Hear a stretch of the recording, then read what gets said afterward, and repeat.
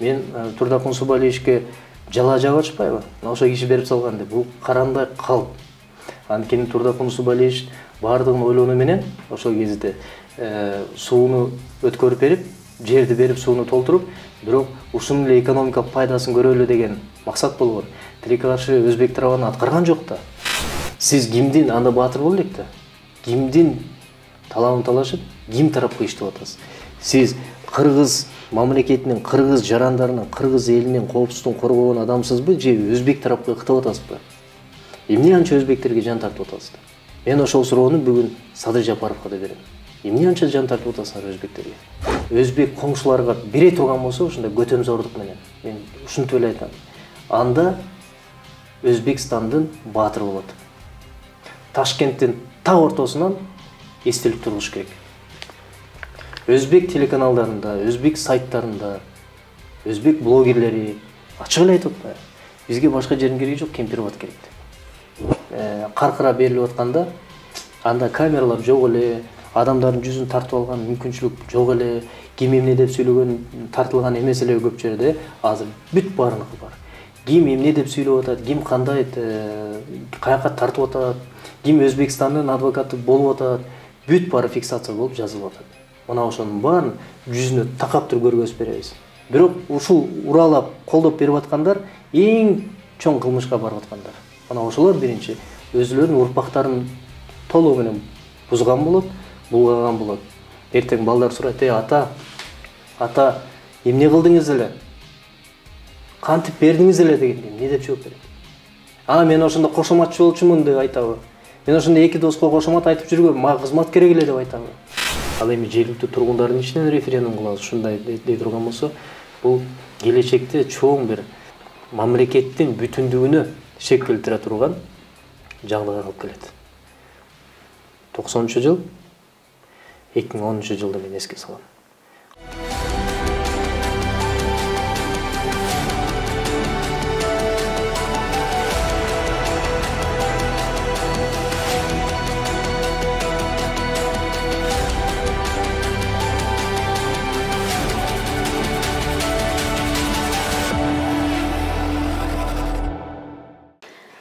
Саламатсызбы? Политклиника медиасын тет-а-тет берүүсүн баштайбыз. Биздин студияда мейманда Туран саясий партиясынын төрагасы Жеңиш Молдокматов, берүүнү мен Айгүл Бакиева алып барам. Жеңиш мырза, студияга келип маек берип жатканыңызга ыраазылык билдиребиз. Биздин маегибиз азыр негизинен Кемпирабад маселеси, кыргыз-өзбек чек арасы тууралуу болмокчу. Биринчи сурообуз ошол Кемпирабад маселеси боюнча сиз курултайда да чыгып сүйлөдүңүз. Ага чейин эле ушул бир жыл мурда эле ушул маселени көтөрүп айтып келатасыз. Ошон үчүн ошо билген, бул маселени тереңден билген адам катары ошо кененирээк айтып берсеңиз, жана бизге өтүп атат деген жерлер боюнча, Өзбекстанга өтөт деген жерлер боюнча кененирээк токтолуп берсеңиз. Анын үстүнө айтылып атат, ошол Кемпирабадка билген киши дагы, билбеген киши дагы каршы чыгып атат деген сөз болуп атат да. Рахмат, алгач силерге ыраазычылык билдирем. Бул өтө олуттуу маселе болуп атат, ушуга атайын эфир дайындап турсуздар. Эми Кемпирабад боюнча бул баягы өзгөчө бир, мен үчүн өзгөчө бир чоң бир маселе. Анткени Кемпирабадты биз былтыр апрель айынан эле көтөрүп, ушу Кемпирабадтын артынан дагы түрмөгө да барып отуруп келдик. Айтор ушу бир жыл мурун эле айтканбыз, Кемпирабад берилбеш керек, Кемпирабад бул кыргыздын жери деп кагаздардан бери көтөрүп, далай эфирге чыгып, элге кайрылганбыз.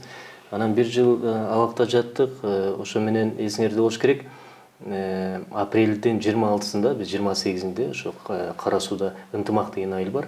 Как раз могуреки дамба турбайбы?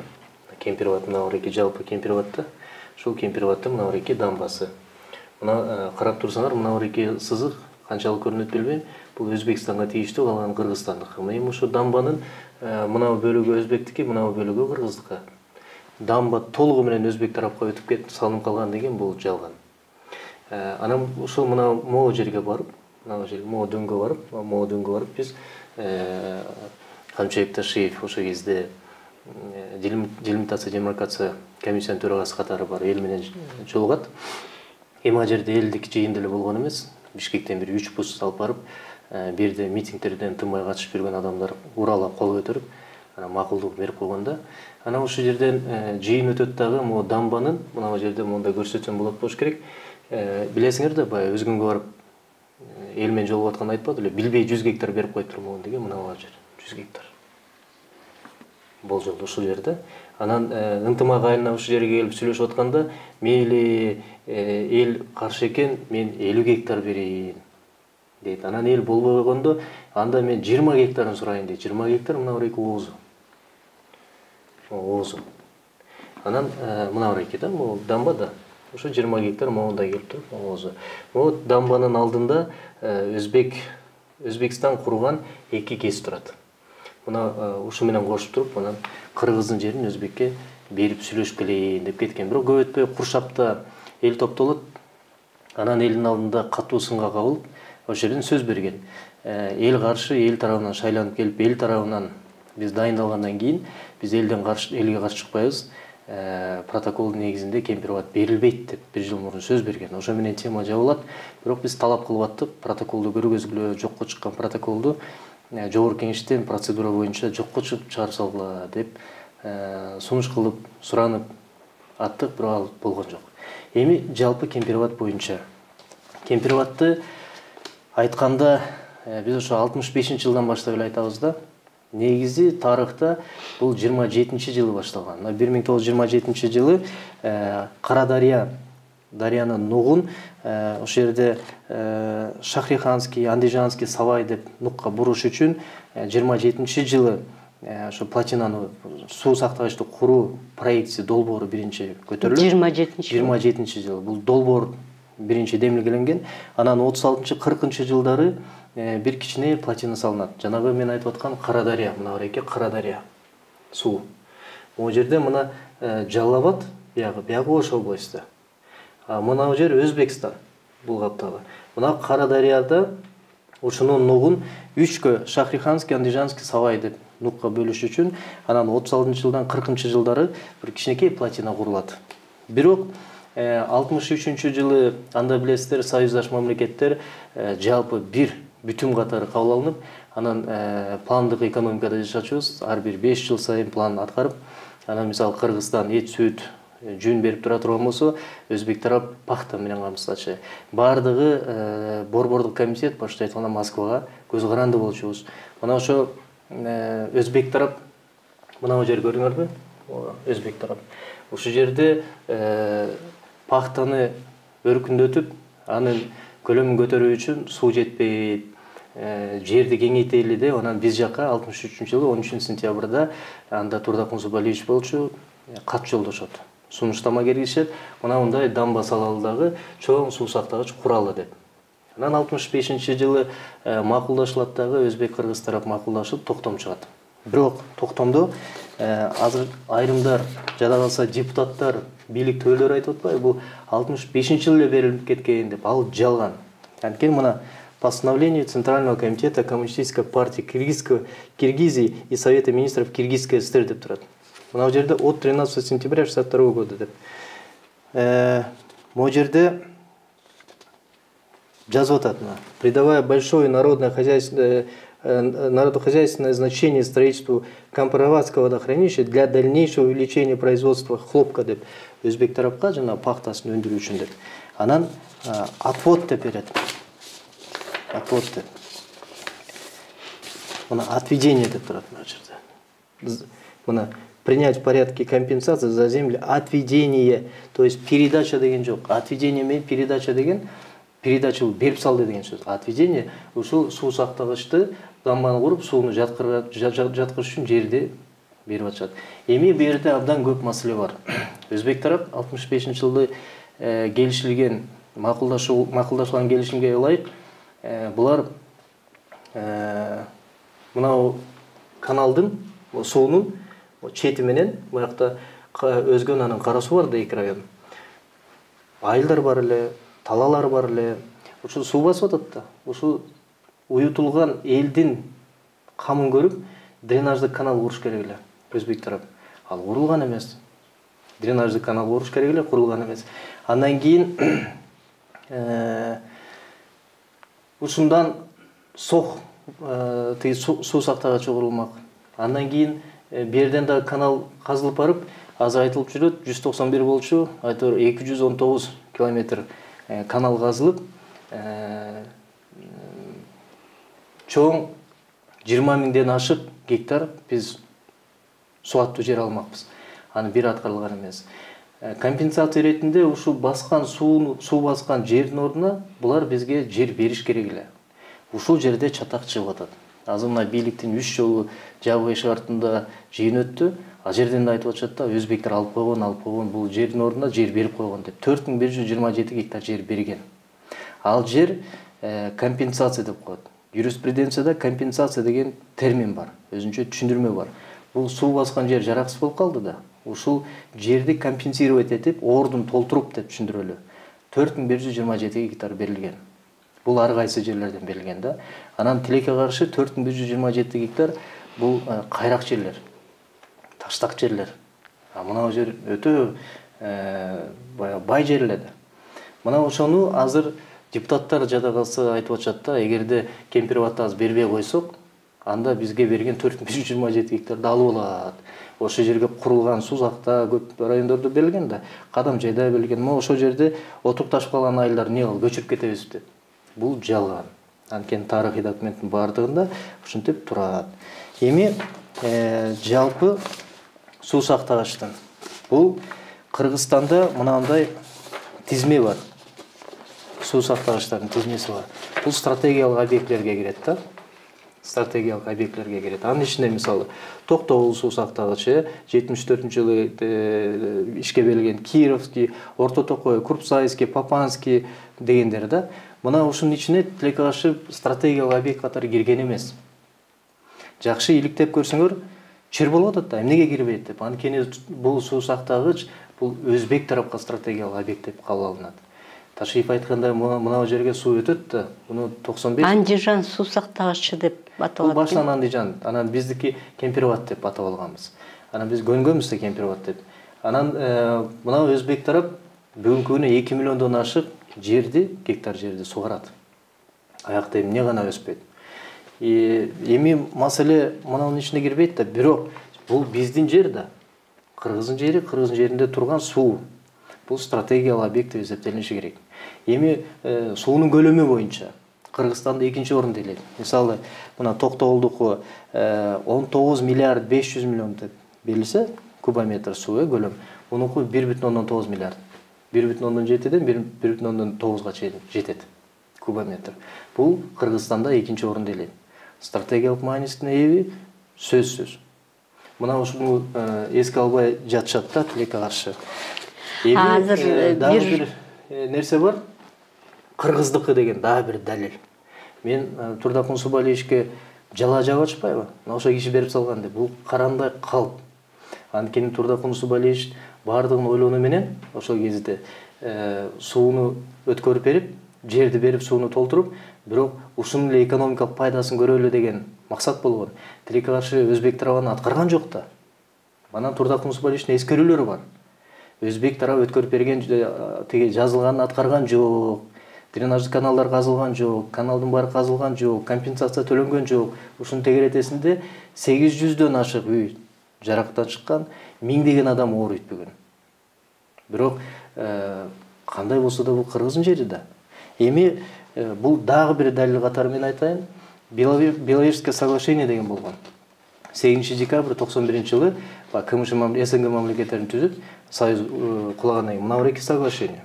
Ушул соглашенияны баягы Украина, Россия сыяктуу мамлекеттер чогулат дагы Белоруссиядан. Мына ушул соглашение кол коюшат. Бирок 1991-жыл 12 декабрга ушул соглашенияга биз Азербайджан, Армения, Казакстан, Кыргызстан, Молдова, Тажикстан, Туркмения, Өзбекстан мамлекеттери кошулат да кол коет. Бул Алматыда кол коюлуп атат. Алматинская декларация деп коет. Эми карап туруңуз, Алматинский декларацияда так көрсөтүлүп атат. Мына Алматинский декларацияда айтып атат, мына жерде колдор коюлуп турат, көрүнүшпү? мына жерде президент Азербайджана, президент Казакстана, президент Российской Федерации жана башка. Бул биз Беловежскийдин кийинки Алматинский декларация кол коюп атабыз. Бу жерде так көрсөтүлүп атат мына. Признавая и уважая территориальную целостность друг друга и нерушимость существующих границ. То есть бул декларацияда дагы көп нерсе көрсөтүлгөн. Союз кулап, ошо келишим негизинде кайсы мамлекет чек арасын бөлүп алса, мына могу жер мисалы Өзбекстан, бияк Кыргызстан болуп атпайбы мисалы, же болбосо мына жер Өзбекстан, бияк Кыргызстан болуп атат. Ушул территория Өзбек өзүнүкүн тааныйт, Кыргыз өзүнүкүн тааныйт. Мына эки территорияда жайгашкан, союздан калган бардык баалуулуктар, материалдык жана байлыктар ушул мамлекеттин менчиги жана талашсыз деп бекиген. Демек, мына эки эч талашсыз Кыргыздыкы. Кийин 75-жылы өкмөттүн дагы бир токтому чыгып атат. Бул мына эки курулуп 74-жылы биринчи гидровузол тиги ишке берилет, 78-жылы эксплуатация берилип, 83-жылы толугу менен курулуш бүтүп атат. Бирок 75-жылы чыккан токтом бар. Мынанын бардыгы Кыргыздыкы деген. Аны чыгарбай атат да бийлик. Азыр манипуляция кылып, болгону бир эки кагаз чыгарып атышат. Бул Өзбекстанга өтүп кеткен. Мунун баары жалган. Анан дагы бир өтө маанилүү, анан өкүнүчтүү бир жагдайга мен туш болдум. Кечээ жыйын болбоду. Мен ошо нарындан түнү келдим, жетишпей калдым келгенgeç. Мына жерде бийликтин чыгармандары деп айтам да. Мындай токтомдорду чыгарып атышат. Мындай токтомдорду чыгарып алып, 72-жыл 22 майда кол коюлган председатель Совета министров Кыргызской ССР Сүйүнбаевдин колу менен чыгарып атышат. Бул Гавасай. 12 000 гектарды биз алдык деп атпайбы? Гавасай Өзбекстанга өтүп кеткен дегендер чыгарып атат. Бул Гавасай анан Уңгартоо деп. Уңгартоону көбүнчө аз айтып берет. Гавасайдыкы мына токтом негизинде чыгып кеткен. Биздин өкмөт, Кыргыз өкмөтү берип койгон 72-жылы деп бул токтом жараксыз.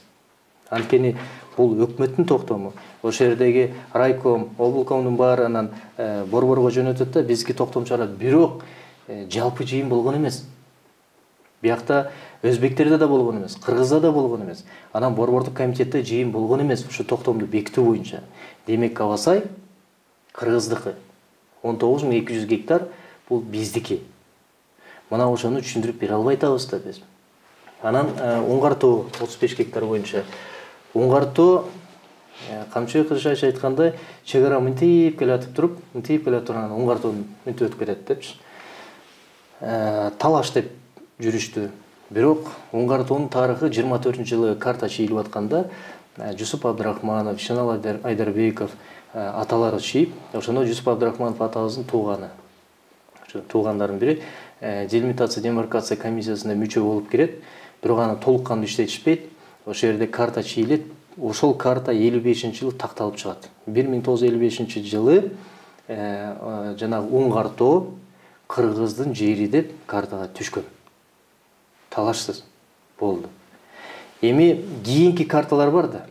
Кийинки карталардын негизинде өзбектер талашып жүрөт. Бул талаш жер депчи. Эсиңерде болуш керек, 16-жылы ошо Уңгартоонун үстүндө радиолеление станция бар.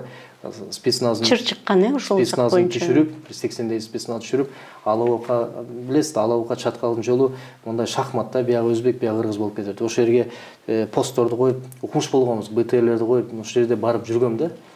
Анан ал мындай маселени кандай чечиш керек? Талаш маселени. Мисалы айтып атышпайбы, Уңгартоону бизге алдык, Гавасайын бизге алдык деп.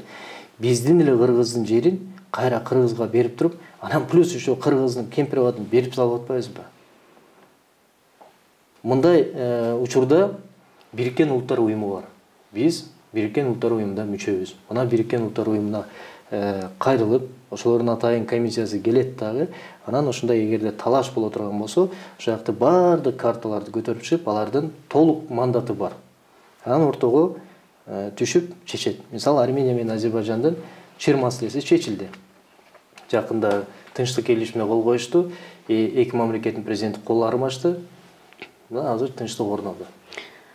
Ошо курултайда дагы айтылып атат, анан мындай маселени чечүүнүн сунуштары болуп атат да. Кээ бирде жана демократиялык бириккен кыймыл референдум жолу менен чечиш керек деп атат.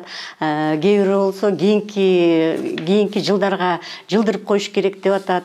Анан ошо жакында Исмаил Исакович айтып атат, бул жанагы сиз айтып кетпедиңизби, Өзбекстан милдеттемелерин аткарбай калган депчи. Ошол аткарбай калган милдеттерди алып чыгып көрсөтүш керек, ошол маселени көтөрүш керек деп атат да. Ошол маселени чечүүнүн ушул жолдору кандай болот? Анан сиз кандай сунуштайсыз? Бул биздики жакында эле Баткенде абдан чоң когулаң болду. Анан кандуу когулаң болду. Ошол жерден биз 63 бейгүнөө баатырларыбыздан айрылдык да. Баатыр дегеним жана кичинекей ымыркайдан баштап курал карман кызматкерибизге чейин. Маселе Баткенде кан сууп, жерге сөөктөр берилип толуп бүт элек. Кара жабынып, энелер ыйлап отурган кез. 140 миңден ашык биздин жай тургундар качып кеткенге туура келди. Мына кечөө Лейликте толуп кар жаап, суук түштү. Жаңы жылга чейин үй куруп беребиз деди. Кечөө парламентте өкмөт маалымат берип атып айтты. Толук бүтпөйт быйыл. Бирок кайсы бир бөлүктөрүн баштады, фундаменттерин куруп баштады депчи. Ушундай учурда Тажикстандан кайра сигнал келип атпайбы? Тиги аскерлерин тартып келип атат, анан даярданып атат, окоп казып атат деп. Ушундай кырдаалда мен эч түшүнбөйм. Бир мамлекет менен чек ара чечилбей чыр болуп атканда, эмне үчүн Өзбекстан менен кайра биз элдин ичине чырга салып койдук? Кое туруш керек эле да. Кое туруп, шашпай, эмнеге шашабыз? Өзбекстан Кемпирабадты эч качан талашкан эмес. Мына ушуну баса белгилешибиз керек. Бул Кыргызстандын жери болгон. Өзбекстан канча жыл болду? Мына 78-жылы толугу менен кирди. Ошондон бери бул биздики деп айткан эмес. Муну бизге өткөрүп бериле деп да талап койгон эмес. Суранган, айрым президенттерден суранган өткөрүп бериле деп. Бирок бул макул болушкан эмес да. А эмне үчүн азыркы бийлик мынча шашып атат? Карап көрсөңүз, бийлик дагы, бийликтин жүгүртмөлөрү дагы Өзбекстандын адвокаттары болуп атат. Кыргызга күйгөн адам жок болуп атпайбы? Десең эле тиги кызматым болуп атат болсо тумшугумду жара коймокмун. Камайм, иш козгойм, поручение бердим, каматам деп. Мына камаган атышат баарыбызды. Камак менен Азимбек Бекназаровду айтты го. Азимбек Бекназаров жанында жүргөн мына чыгып аткан баарын эле сүйлөп, Кемпирабадка берилишине каршы чыгып аткан баарына камай издеп атышат. Анан байма-бай келип айтып атышат да. Эми бизди камап коюп иш чечилеби? Эми кайра эле ушул суроодо ошо бийлик эмне үчүн шашып атат мынчалык? Мен ошону түшүнө албай атам да, эмнеге? Өзбекстан менен бир макулдашып болду беле. Биз болгону эки гана нерсени талап кылып атабыз азыр. Оппозициянын тарабынан сүйлөгөн жокмун, мен эл тарабынан сүйлөп атам да. Анткени мен ошо өзгөндүктөр, кара сулуктар менен, жергиликтүү тургундар менен кезигип, байма-бай катташып, баарлашып турам да. Талап протоколдорду ачыкка чыгаргыла. Анан өзбек тарапы менен кандай макулдашуу болду, ошону ачык айткыла. Болду ушул эки талап. Анан мүмкүн биз түшүнбөгөн, биз билбеген акылыбыз айтып атпайбы бийликте эле акылыңар жетпейт деп. Мүмкүн акылыбыз жетпей аткандыр. Анда акылыбыз жеткендей кылып түшүндүрүп бериле да. Жок, баягы зордуктап эле, зорго салып эле, кыйнап эле тип камайм анан жоготом анан деп болбойт да. Эми жанагы маселеде мына бир толугу менен Кыргыздын жери. Өзбек тарап эч качан талашкан эмес. Бир дагы момент болгон эмес. Дагы бир жагдай бар. Жана балык боюнча айтып атышат го. Бийлик айтып атат го. Мына бир дамбаны куруп турмоо сууну 99% өзбек колдонот. Анан азыркы учурда биз дамбага да эл кыла албайбыз. Анан жада калса маякта турган өзгөндүктөр менен кара сулуктар балык уулай албайт. Сууга барып малын сугара албайт деп атпайбы? Бул жалган. Мына өкмөттүн 2009-жыл 7-сентябрда 561 токтому турат. Бул 561 токтомдо Кыргыз Республикасына табигый жана жасалма көлмөлөрдү балык чарбалык өздөштүрүү жана пайдалануу жөнүндө. Бул жерге Кемпирабад кирген. Демек, балык чарба жанагы токтомдун негизинде биздин жергиликтүү тургундар жана башка жарандар каалашынча балык кармап, каалашынча малын сугарып, каалашынча көлгө түшсө болот. Анан өзүлөрүнүн токтомун туруп, өзүлөрү жалган айтып атат да, бул манипуляция деп коет. Муну элди алдоо деп коет. Ушул жактан сурасаңар, мына биз маяктан могу жерде карасаңыз, бул Кара Дарыя да, могу жерде Жалал Абад Ош областы турат, мына Кара Дарыянын куймасы. Ушул жерде мынандай жайгашкан айылдар бар. Мынандай жайгашкан айылдар бар. Ушул айылга өткөндө Кызыл Октябрга бардык. Кызыл Октябрь аяк жакта. Кызыл Октябрда курултай болгон жерден барып сурасаңыз, эл айтат. Эч качан бир дагы жылы суу сактагыч салынгандан баштап бүгүнкү күнгө чейин өзбек тарап кыргызды барып колун толгоп камап алып кетип, же болбосо атып, же болбосо балык карматпай кыйнаган учур катталган эмес дейт. Мунун баары жалган да. Şu kurultayda da айтып атышты го, şu жергиликтүү Курултайда тургундар. жергиликтүү тургундар айтты. Кара сулук менен ынтымактын айылына баргыла. Ажер айтат, эч кандай талаш эмес, бул кыргыздын жери болгонда. Анан жөн эле баягы маалыматты адаштырып эле бере беришеби. А биз ушинтип ачыктап айтып атсак, токтомдорду мына мынтип көргөзүп айтып атсак, бизди эл душмандары кылып атышат. Айтып атышат, Кемпирабад боюнча маалыматты туура эмес берип атасыңар деп суракка чакырып, улам кысымдар көбөйдү. Мейли манысы, чыдайбыз, көтөрөбүз. Бирок бул чындык да. Мына Кемпирабад боюнча чындык ушундай. Тилекке каршы биз берген суроолордун бирөөнө да жооп ала албай атабыз да. Жакында жолугушуу болду го, ушу өкмөттүк эмес уюмдар менен, жарандар менен, активисттер менен ошондо кече сиздерди чакырдыбы? Чакырды, мен бара алган жокмун, себеби мен бүгүн кече түнү келдим нарында. Нарында ушу 3 күндүк сапарда болушун мен жетишкен жок, бирок балдар катышты. Балдар катышты, мына мисалы Тилекмат Куренов катышты. Тилекмат ачык айтпады. Ошол жерден кызматым болуп атат, болсо 5-6 мурдун жармакмын дегендей кеп калыптыр, сабамакмын депчи. Бекназаров болсо сени камайм, поручение берин деген сөз болгон экен. Менин өзүм болгон жок, мен баягы кирип айтышкандарын айтып атам. Каншай Мамыркулова эжебиз айтып атат, Өзбекстандын талабын талашып атышат депчи.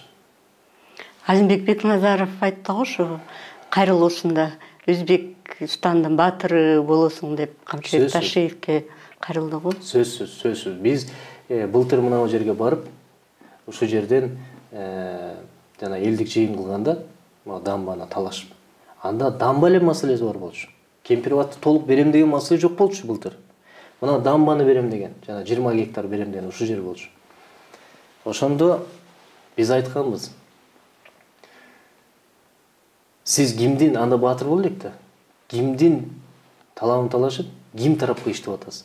Сиз кыргыз мамлекетинин, кыргыз жарандарынын, кыргыз элинин коопсуздугун коргогон адамсызбы, же өзбек тарапка ыктап атасызбы? Эмне анча өзбектерге жан тартып атасыздар? Мен ошол суроону бүгүн Садыр Жапаровго да берем. Эмне анча жан тартып атасыңар өзбектерге? Эмне түрткү болуп атат? Эмне эле анча могу турган мына бир турган токтомдун баардыгын бул эч бир жерден чийип салып, ыргытып сала албай турган расмий токтомдор, бул расмий кагаздар. Мына ушунун баарын жокко чыгарып, анан элди алдап атасыңар. Эмнеге? Деп мен Садыр Жапаровго суроо бергим келет да. Билем, аны дебатка чакырсак, президенттик шайлоодо да келген эмес, азыр тем более келбейт.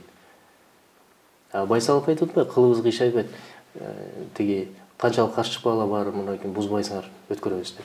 Ошондой сыяктуу айтты. Эгерде ушул кыргыздын байлыгын, ушул кыргыздын ата тегиз алып келип урпактарга мурастап берген жерди өзбек коңшуларга бере турган болсо, ушундай көтөмзордук менен, мен ушинтип эле айтам. Анда Өзбекстандын баатыры болот. Ташкенттин так ортосунан эстелик тургуш керек. Өзбек телеканалдарында, өзбек сайттарында, өзбек блогерлери ачык эле айтып атпайбы? Бизге башка жердин кереги жок, Кемпирабад керек деп. Жакында Азимбек Анаркулович Бекназаров айтты го, өзбектер ушул Кемпирабад боюнча бир өзүнчө чоң улуттук майрам сыяктуу кылып, анан ушул жакты гүлдөтөбүз дегендей сөз болуп атат деп айтты го. Азимбек Анаркулович бул аксы менен ала уккан элдин баягы ичинен угуп келгендегиси да. Эми жерде билесиздер да, көбүнчө баягы өзбек каналдарда тартат көрөт дегендей. Маселе андан тереңирээк. Апрель 2021 жыл, жана 26 апрель Куршапта болгондон кийин, Куршапка чейин, 26 апрелге чейин бул дамбаны берүү маселеси көтөрүлүп, анан эл нааразычылыгы күчөгөндө өзбек тарап былтыр 1 жыл мурун ролик чыгарган. Бул расмий Өзбекстандын сайттарынан чыккан. Ал абдан да могу кемпироватты толугу менен чагылдырып, бул Өзбекстандыкы деп, кыргыздык эмес, толугу менен Өзбекстандын суу сактагычы, дүйнөдө ажайып эң кооз жерге айлантабыз, эс алуу зонасы болот деп, ошол жерде макеттер менен проект чыгарып, ролик чыгарышкан.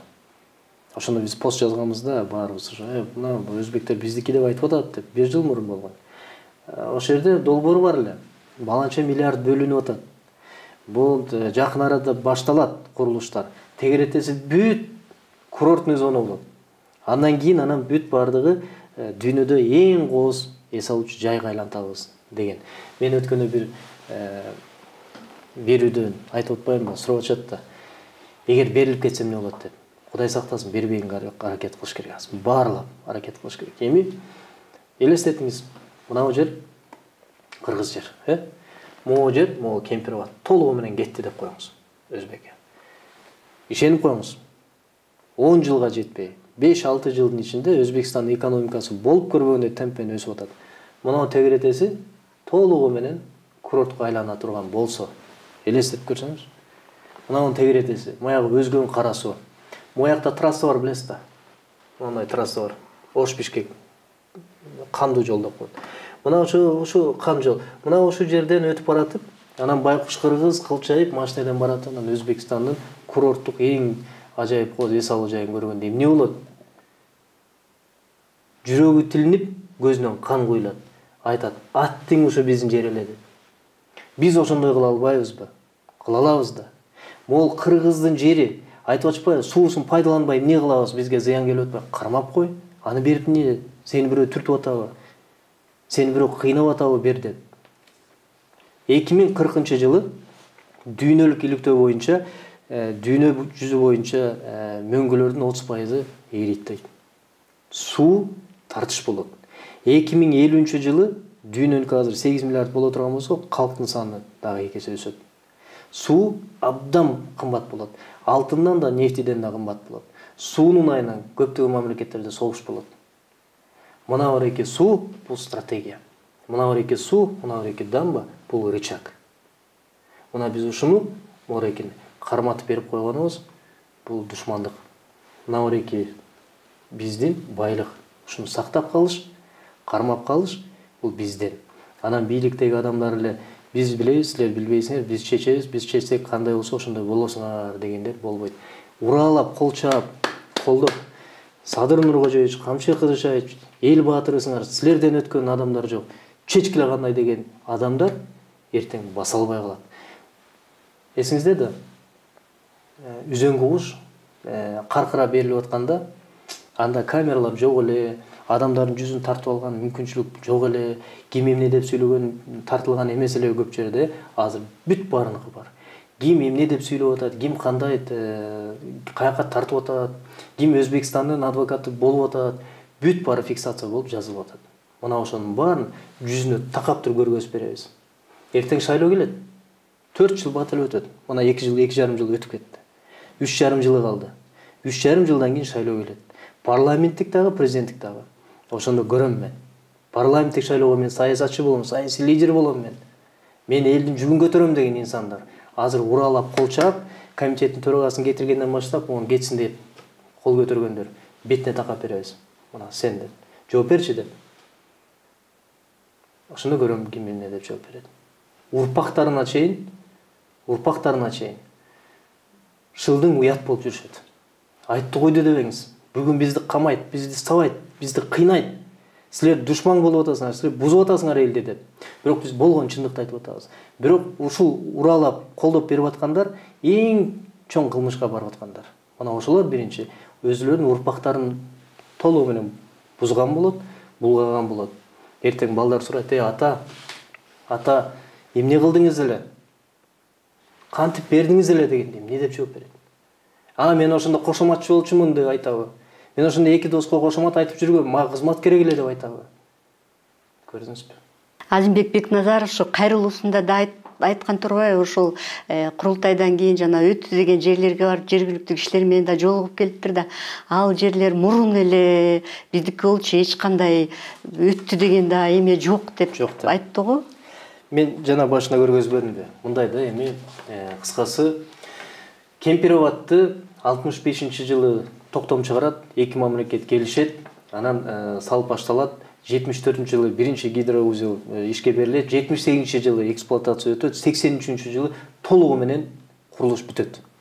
Бирок ошол күндөн бүгүнкү күнгө чейин өзбек тарап Кыргыздан бир дагы доомат келтирип, бул биздики деп талашкан эмес. Мына чийинди көрсөңүз, мына Өзбекстан деп турат. Бул башында мындай болчу. Мына көрдүңүзбү, бул карта мындай болчу. Мен муну атайын ала келдим да, мындай болчу да, могу жерден өтчү. Могу кырды көрдүңүзбү, могу булуңду. Могу булуңдан өтчү. Кийин бара-бара мынтип чоңоюп келатат. Эми алмашып атабыз деп атат.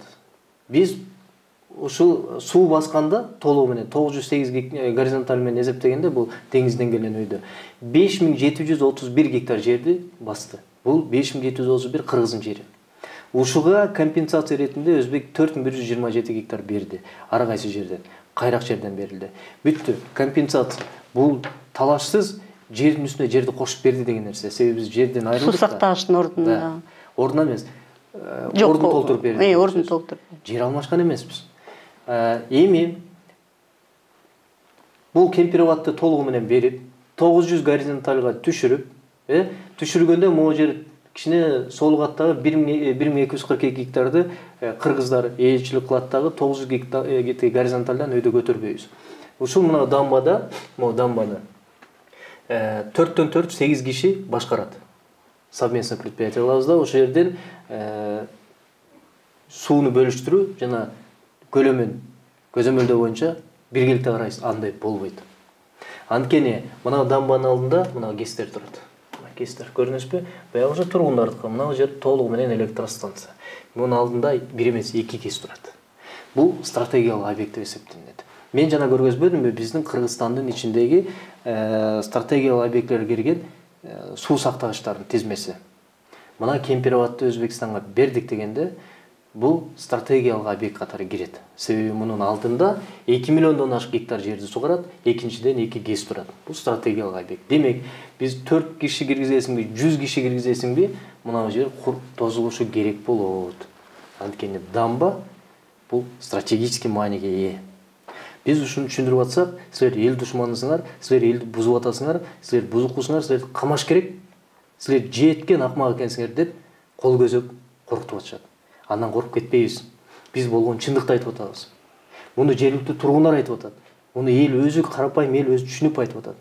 Эми элестетиңиз, ушул биздин суу басканда толугу менен 5731 гектарды жоготуп атсак, бизге Гавасайдан 12.000 гектар, Уңгартоо 35 гектар, Жетигенден 100 гектар деп, Кара суудан 100 гектар деп алып атабыз деп атышат.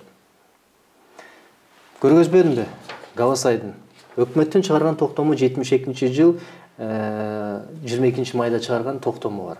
Бул Гавасай Өзбекстанга экен, ошо кала берсин деген. Бирок жогорку совет муну бекиткен эмес. Өзбектики бекиткен эмес. Москвада борбордук комитет бекиткен эмес. Демек, бул токтом күчүн жоготкон. Автоматтык түрдө Гавасай биздики, Кыргыздын жери. Уңгартоо боюнча жанагы айтканда 24-жылы карта чыйылып атат, 55-жылы такталып Кыргыздыкы деп туруп бекип атат. Дагы кийин талаш болду. Кийин көптөгөн карталар, көптөгөн өзгөрүүлөр болду. Эгерде андай боло турган болсо, анда биз башка ыкманы колдонбойлубу? Келгиле ОБСЕни чакыралы, ООНду чакыралы, эң ыңгайлуу азыр бардык мамлекеттер колдонуп атат. А эмне үчүн биз өзүбүздүн жерге ээлик кыла албай, и плюс еще дагы бир Кыргыздын жерин карматып берген атабыз. Болгондо да суусу менен кошо. Эми элестетиңиз, мына жерде эмне деген кара дарыя, эмне деген суу. Анан өткөндө бул Азимбек Анаркуловичтун айткандай болуп атат да, өзүбүздүн жерди өзүбүз. Эми депутаттар парламенттин иши боюнча, жоопкерчилиги боюнча да, эгерде профилдик комитет болобу, жалпы жыйын болобу, жер маселеси боюнча ратификацияга кагазды кирсе, комиссия түзүлүшү керек. Комиссия түзүлүшү керек. Бул биринчи депутаттык комиссия. Эгер такыр эле талаш болуп калса, мына азыр комиссия түзүлө турган шарт. Эгерде профилдик комитетке кирсе, профилдик комитет өзү жерине барыш керек. Азыр комитеттин эми төрагасын да алып койбоду алмаштырып. Мыйзам эми профилдик комитет өзү барышы керек. Жерине барып таанышы керек. Себеби айрым фракция лидерлери, айрым депутаттар, бийликчил депутаттар айтып атпайбы? Кошуматтан бир эки кишиге кошумат айта коебуз, жагынабыз депчи. Оңгартуу деген бир бар деп, билбейт. Оңгартууну көргөн эмес. Көрсө да четинен өтүп кеткен. Ал каякта экенин да маалыматы жок. Бир оңгартуу дегенби деп журналисттерден тактап сурайт да. Бирок айтып атат, ошол бизге берилип аткан турбайбы деп. Тарыхка кайрылып койду да. Ошол эле Аксудагы тиги Бекназаров айткандай, анын айылына барсын, Жетигенге барсын. Кара сууда берилип аткан 100 гектарга барсын. Мындайда, могу чегарада мисалы, Өзбекстан, бул Кыргызстан. Өзбекстан 19.000 гектарды могу чегарадан сырткары берип атабы бизге? Же Кыргызстандын ичиндеги эле Кыргыздын жерин бизге өткөрүп берип атабы? Деген маселени коюш керек да кабыргасынан. Ошол эле айылдын тургунуна барып, мисалы, Жетиген айылына барып айтыш керек. Мына силерге мисалы 100 гектар өтүп атыптыр ушу келишимдин негизинде. Көргөзгүлөчү кайсы жерде. Жергиликтүү кеңештин депутаттары, айыл башчысы анан элди чогултуп алган, эл айтыш керек. Мына Садаң булой могу жактан чын эле эки дос могу жерди алып берди бизге, ыраазыбыз десе, ии дейсиң.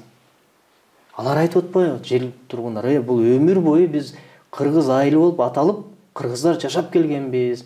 Анан биздин жерди кайра эле кантип бизге деп берип атышат деген маселе бекеринен жаралган жок да. Биз ошону айтып атабыз. Барып койгулачы, карап койгулачы, сурап койгулачы. Жергиликтүү тургундар менен маектешип, уккулачы үнүн, сөзү өтпөй калды.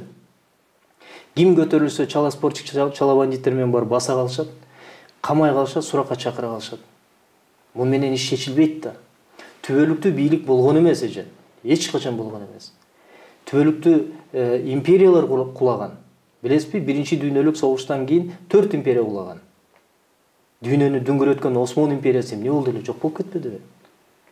Мына Жапон империясы эмне болду, жок болуп кеткен. Анан эки достун бийлиги түбөлүк болот дейсизби? Болбойт, эч качан болгон эмес. Акаев кеткен, Бакиев кеткен, Атамбаев кеткен, Жээнбеков кеткен. Булардыкы да мөөнөтү бүтөт. Мына 4 жылы калды. Ушу 4 жылдын ичинде эл менен баарлашып, элим мына могу жерде айтып атасыңар, талабыңар ушундай экен, мейли, мен карайын деп коюш керек да. Мына көчө 3 жолу жабык жыйын болду. Өзгөндө да жолугушуу болду. Элди бөлүп атпайбызбы? Оппозициясыңар душмандар. Сөзгө келбейсиңер, акылсыздар. Силердин акылыңар да жетпейт, деңгээлиңер да жетпейт. Эми ушу кантип болсун? Бийликте отурган ушулар эле акылдуу, калганыбыз эмне, маңырообузбу? Же эл кой беле? Максим Бакиевди билесизби? Мен 5 миллион коюм бар дегендей мамиле болуп атпайбы? Андай болбош керек да. Мен ошон үчүн президенттен аябай суранам. Садыр Нуркожоевичтен суранам мен. Президент бул жалпы журт атасы, мамлекет башчысы. Элди ушундай кырдаалдарда бириктириш керек. Анан бөлүп жарып оппозиция же болбосо элдин ичинен чыккан, өзүнүн оюн так айта алган адамдар бул кыргыздын кулуну, уулу. Анын дагы атасы, энеси да кыргыз. Ал Кыргызда төрөлгөн, кыргыз жеринде өскөн. Ал башка жерден келип калган жок, душмандык кылып кет деген жери жок. Эч ким бийликти кет деген жок. Ооба. Ушул чегарага сыяктуу маселелерди колдонуп, бийликти төңкөрүш кылып кетиребиз деген күчтөр жок эмес, бар. Аны көрүп эле турабыз. Эптеп баягы жашынып карап турат да, эл көтөрүлө калса, чоо бара калган эптеп бир жерге жетели дегендер бар. Ошолордон этият болуш керек. Сизге да ошондой берене коюлган да, Меники октябрь боюнча коюлган. Октябрь боюнча коюлган. Мына ошолордон этият болуш керек. Алар мамлекеттин кызыкчылыгы эмес, аларга чегара элдер эмес, аларга бийлик керек. Түшүнүп атасызбы? Биз ошону айтып атабыз. Урматтуу президент мырза, элге жакшы көңүл буруңуз, бөлбөңүз. Бул оппозиция, бул эл, анан бул меники, анан бул сеники деп. Кошоматчылар ар дайым сатып келген, алар сатат. Кошоматчыларга эмне керек? Аларга эптеп президентти макташ керек, жакташ керек, кызматын алып, акчасын алып, байлыгын топтоп, балдарын сыртка окутуп, жакшынакай кийинип, курсагы ток болуш керек. Болду. Алар эл деген урганы да жок. мамлекет урганы да жок.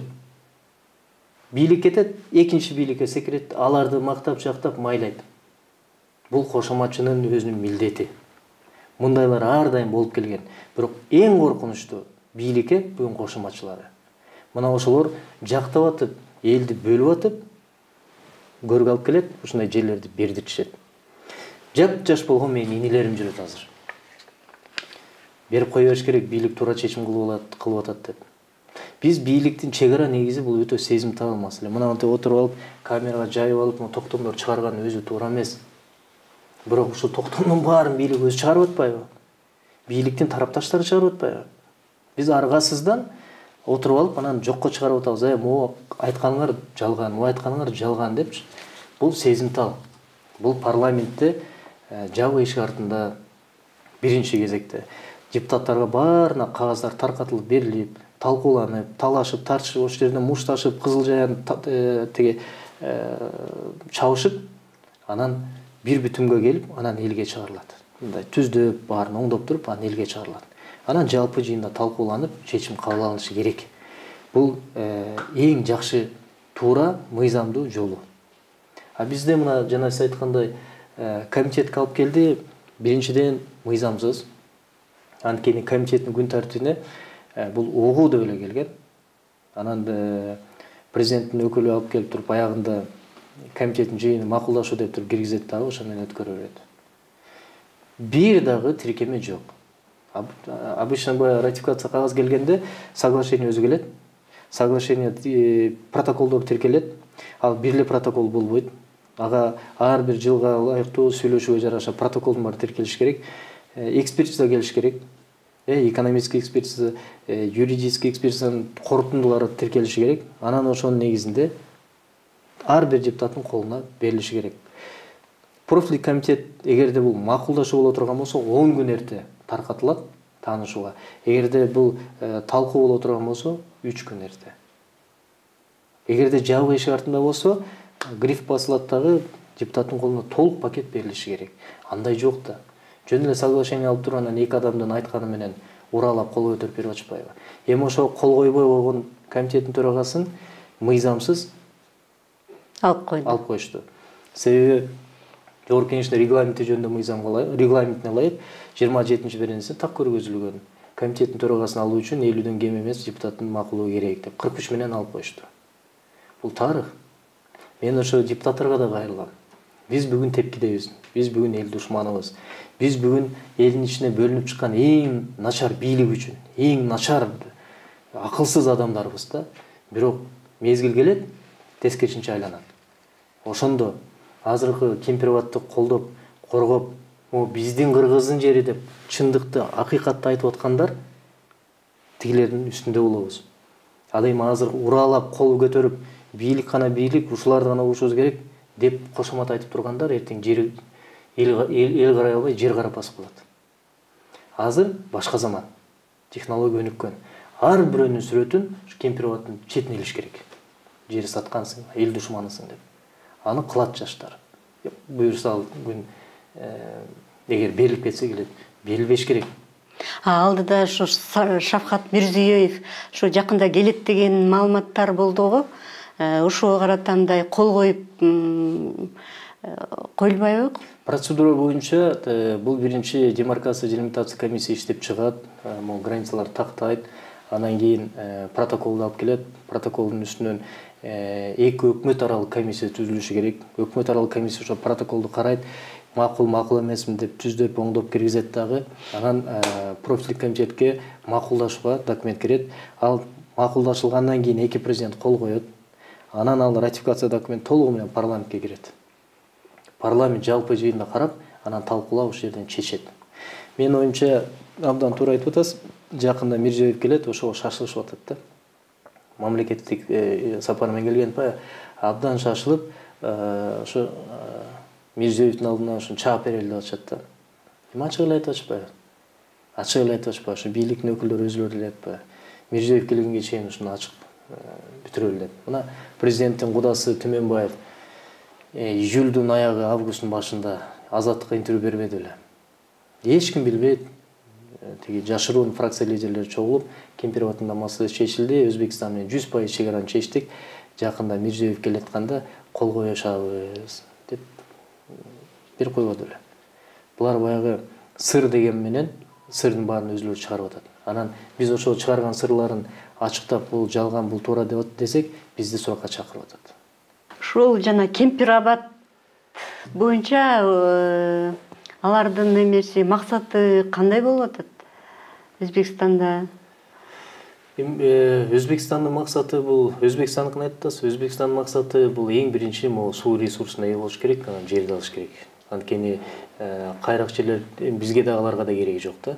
Ал эми мына бир эки суу баскан жер, суунун өзүнүн толушу бул абдан чоң мааниге. Мисалы, мына жер Өзбекстан жеринде эгерде суу сактагыч салынганга чейин жер айдоо аз болсо, азыр деген ушул суу сактагычтын негизинде ушул жактагы регион абдан өнүгүп, өсүп, экономикасы өрчүп бараткан кез.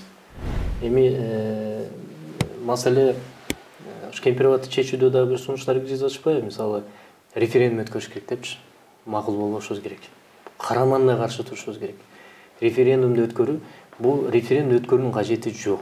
Себеби биздин жерде буга элдин колуна салып, кыргыздын жерин кайра кыргызга калсынбы деген бул болбогон нерсе. Референдумдун коркунучу бар эки жактан. Биринчиден аппараттар чечет. Парламенттик шайлоону көрдүк, адам чечпейт, аппарат чечип коет. Анан эгерде мына жерден Кызыл Октябрдын эли каршы добуш бере турган болсо, башка айылдан көлдүн ак суусунан алып туруп загылып койсо эмне кылабыз? Же болбосо тиги Таластан же Нарындан тиги Актала районунан, мен өзүм районум, Кемпирабад каякта экенин билбеген элдер көп да.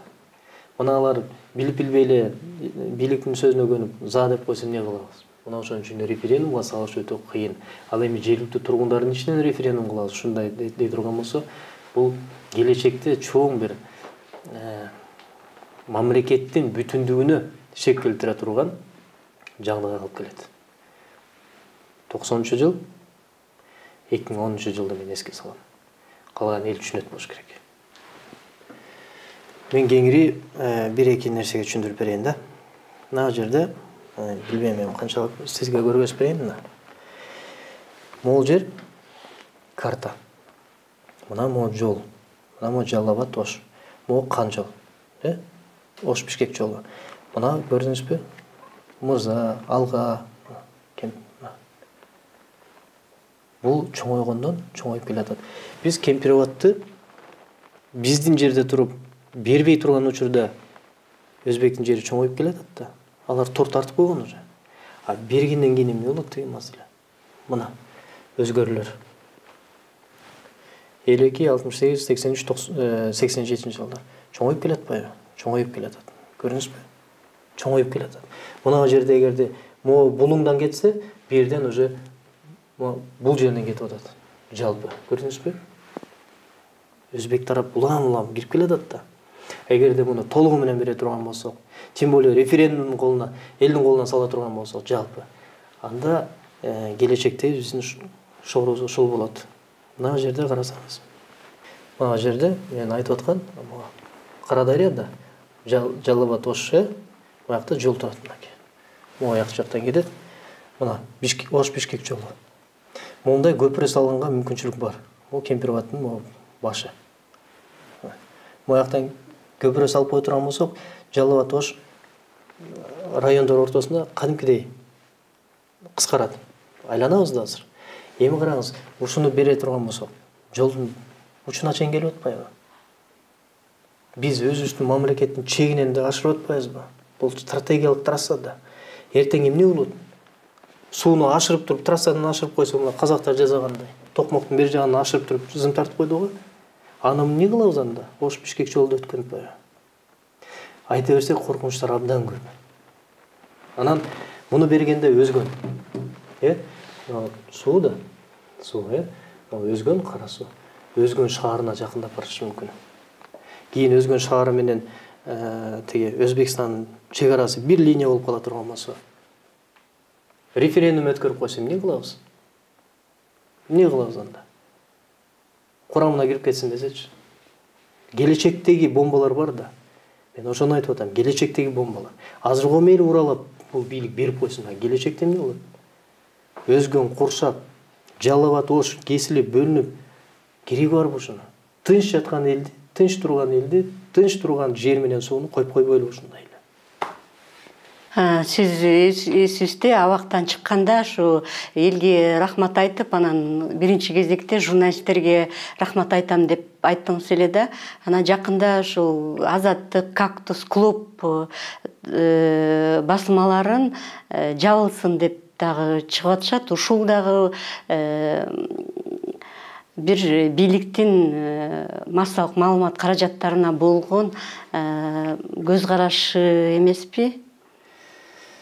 2021 жылы Freedom House, мына медиа өкүлдөр жакшы билесиздер, Freedom House'ун отчету чыкты. Мына ошол жерде Кыргыз мамлекети демократиядан авторитардык мамлекетке жол алды, багыт алды деп көрсөттү. Биз бүгүн демократиялык мамлекет болбой калдык, айрым ошо эл аралык уюмдардын көрсөтүүсүндө. Муну мен эмне айткым келет, бул жалгыз эле Азаттык клуб Кактуска эмес, бул жалпы сөз эркиндигине сокку болуп атат, болуп көрбөгөндөй. 2020 жылы 21 апрелде референдумда конституцияны кабыл алабыз дегенде биз конституцияга каршы борбор деп түзүп, жаңы конституциянын кабыл алынышына каршы чыкканбыз. Биз айтканбыз, абдан чийки, абдан опурталдуу жана кийин келечекте чоң проблемалар жаратат. Өзгөчө сөз эркиндигине, адам укуктарына тебелет деп. Эч ким уккан жок, тебелеп алып келишти. Мына ошондон баштап бүгүнкү күнгө чейин сөз эркиндигине чын эле катуу бугулдууда.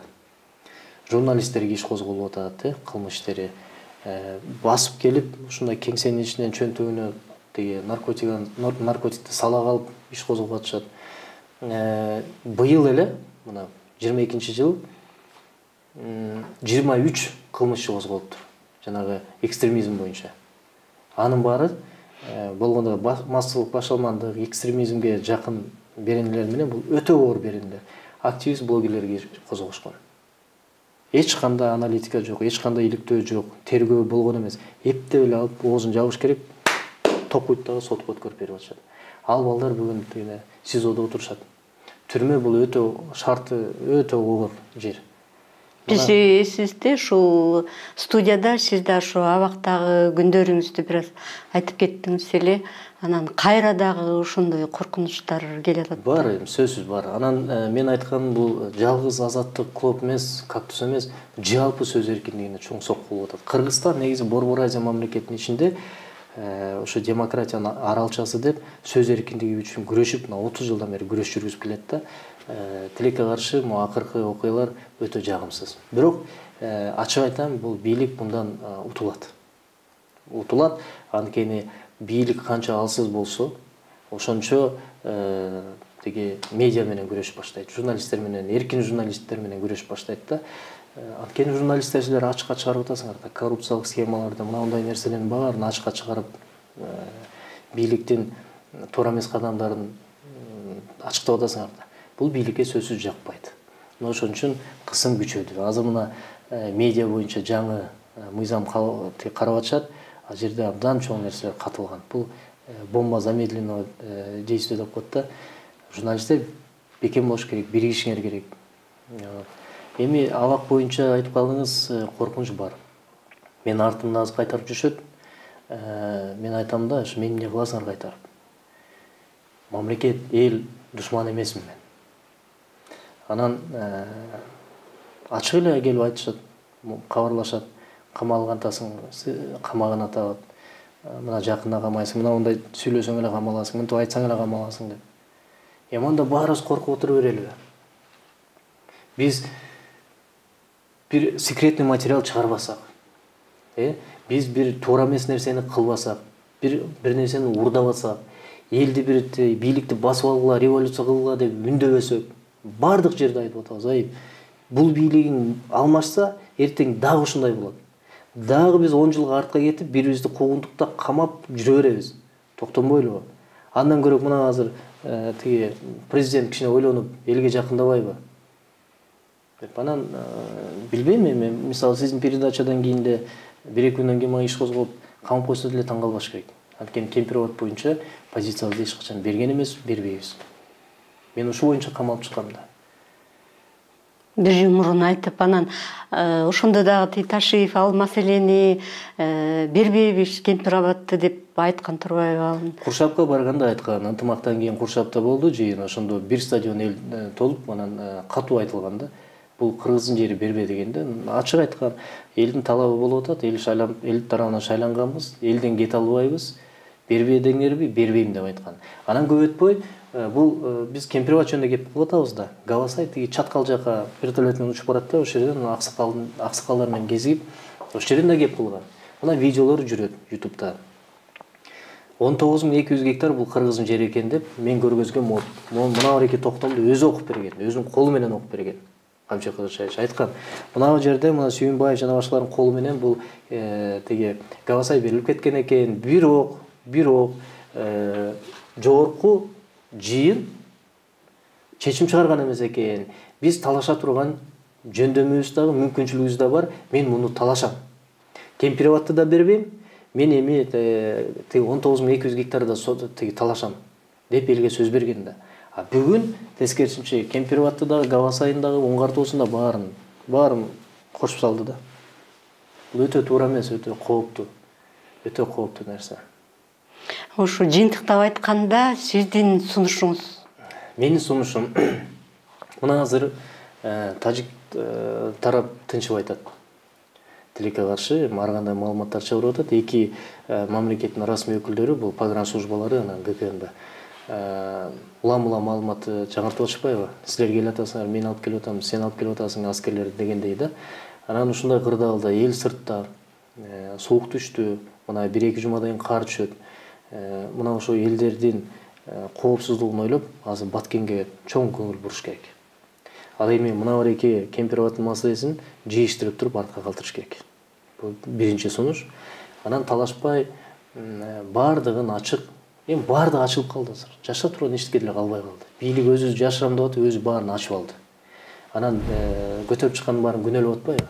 Шашпай, жылдырып, бүт кагаздын баарын ачыктап, анан түшүндүрүп берсин. Мынандай макулдашуу болуп атат, мондай максатты көздөп атабыз, мынандай биздин көз карашыбыз бар деп.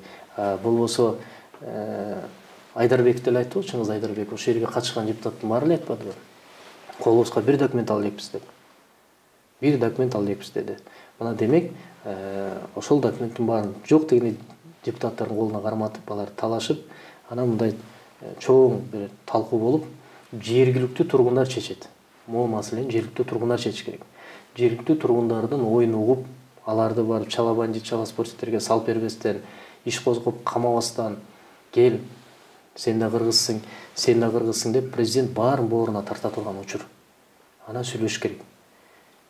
Баткенди жабалы, бүтүрөлү, анан бияка өтөлү. Жанагындай сиз айткан талаш жерлер бар да, мисалы, ошондой талаш жерлерге өзүбүздүн алыбы жетпей барата турган болсо, Бириккен Улуттар Уюмунан сураналы. Армения, Азербайжан, абдан көп мисалдар бар. Көп мамлекеттер ушуну чечет. Алып келели, бул Бириккен Улуттар Уюму, бул ОДКБ эмес. Бул башка бир мамлекетке ыктаган, ошонун бир курамына кирген бир уюм эмес, аскерий. Бул Бириккен Улуттар Уюму. Бардык 193 мамлекет катталган уюм. Мына ошол жерге бейтараптуу алып келип, анан комиссиясын отургузуп чечсек болот. Рахмат сизге. Политклиника медиасын тет-а-тет берүүсүнө күбө болдуңуздар. Биздин студияда Туран саясий партиясынын төрагасы Жеңиш Молдахматов болду. Биз Кемпирабад маселеси боюнча сөз козгодук. Берүүнү мен Айгүл Бакиева алып бардым. Саламатта калыңыздар. Рахмат.